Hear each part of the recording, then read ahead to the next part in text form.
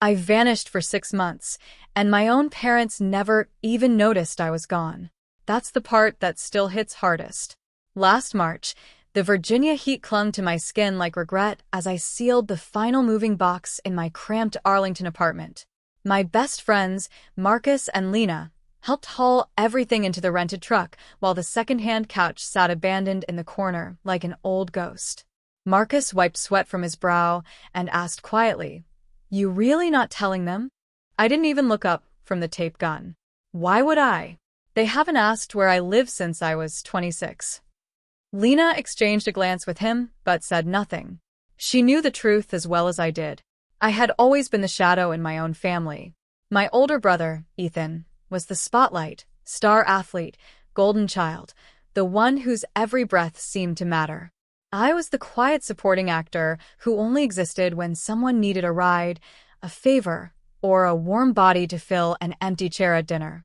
The U-Haul door slammed shut with a final metallic thud.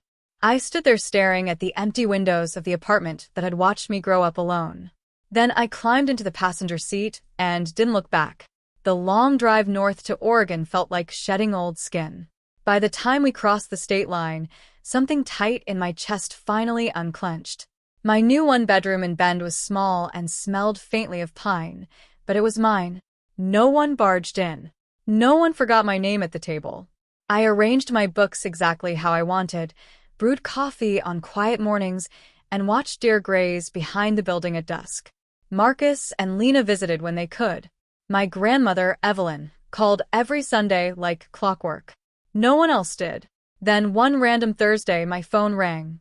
The name flashing on the screen belonged to a life I thought I'd left behind. Richard, my father. I let it ring 4 times before answering. "You need to fly home this weekend," he said, skipping every greeting known to man. "No, how are you?" "No, where have you been?" Just a command. I kept my voice even. "Why?" "Your brother's engagement party. Sophia's family is old school. They expect the whole family there. It's important. Important." The word tasted bitter. "I moved to Oregon 6 months ago," I told him calmly. "I'm not flying across the country for a party I wasn't invited to until 5 days before it happens." The silence on the line crackled. "You what?" His tone sharpened. "You moved without telling us? What's your address?" I almost laughed. "You didn't know my last one either." "That's not the point, Harper." "It's exactly the point." The calls kept coming after that. My mother next, voice laced with practiced concern.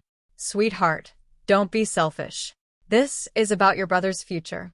Just show up, smile, and you can leave right after." I hung up. Then Ethan texted, "Can you please just do this for me?" I didn't reply. By the end of the week, the messages had turned ugly. Threats about being cut from the will. Guilt trips. Accusations that I was destroying the family. I sat on my tiny balcony, phone off, watching the sunset paint the mountains gold, and felt nothing but quiet relief. Grandma Evelyn called the morning of the party. "They're panicking," she said, no sugarcoating. "Sophia's parents started asking questions when they realized no one had mentioned you until last month.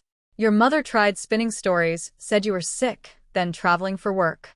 It fell apart fast." I smiled into the phone. Good. The party came and went without me. I spent that Saturday hiking through Deschutes National Forest, letting the tall pines swallow every old wound.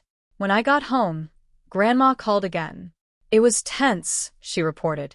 "Sophia's mother pulled your mom aside, asked why you'd been erased from every family story. Your father looked like he'd aged 10 years. Ethan kept staring at the door like you might still walk in." A week later, she called with an update. "The cracks are showing.